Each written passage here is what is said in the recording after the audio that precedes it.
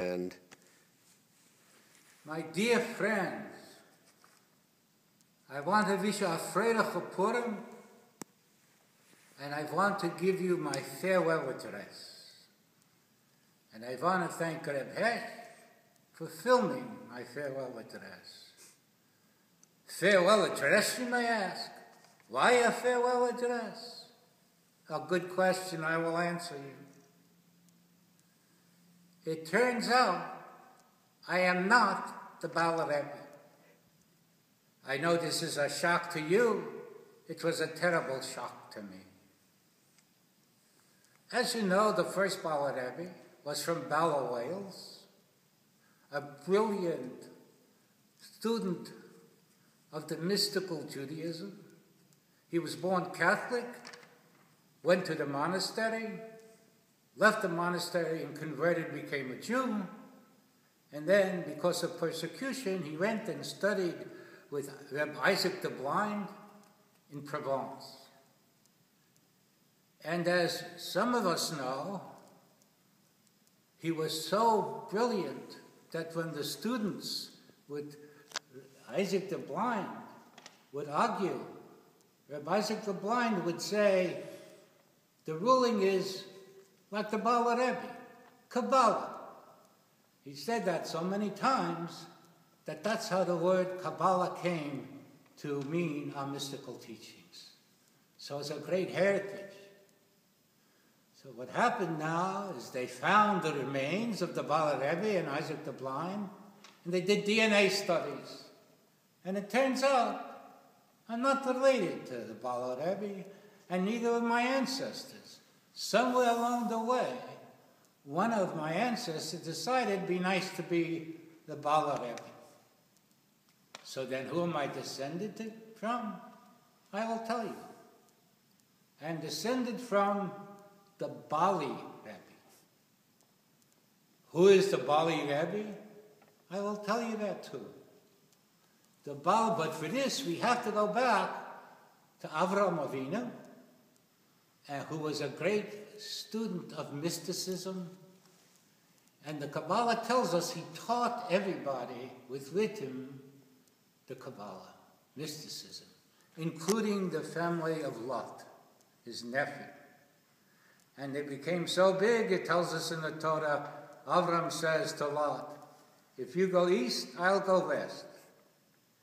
If you go west, I'll go east. And Lot decides to go east. And the Kabbalah tells us that some of the people of Lot went so far east, they ended up in India. And there in India, they taught the mysticism that Avraham Avinu had taught them. And this influence played a major role in development of Hinduism and its spirituality.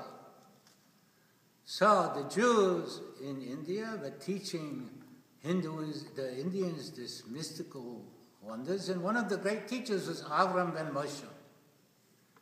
Then, when the Hindus went to Bali in year 100 CE, Avram ben Moshe went with them. And there he changed his name to the Bala Rebbe as Hasidim, and they lived there, but not only did they change their name, they changed certain practices.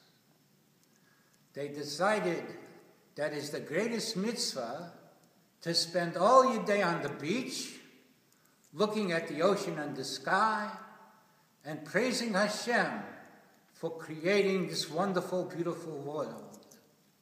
And at night, you would also praise Hashem and think about the wonders that He had created. Spending too much time in study and prayer, if you were not praying on the beach, was not considered such a holy thing.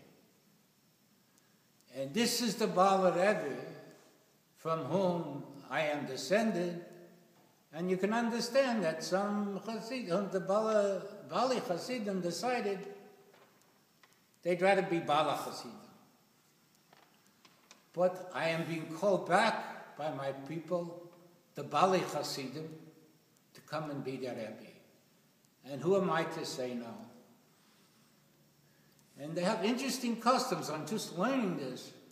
They celebrate Purim 4 times a year. They celebrate Yom Kippur once every 4 years. I am ready to learn. I will miss you very much. You can always come visit. You will find us at the Dreamland Beach in Bali, looking at the sun. You'll see all the Hasidim with their beards, in their chairs, and all the wives don't have beards, but you'll see us all resting there and admiring and praising Hashem. It's been wonderful to be with you. I will miss you all and think of you. But again, what's most important is that everyone here should have a Freilacha Purim. A Freilacha Purim.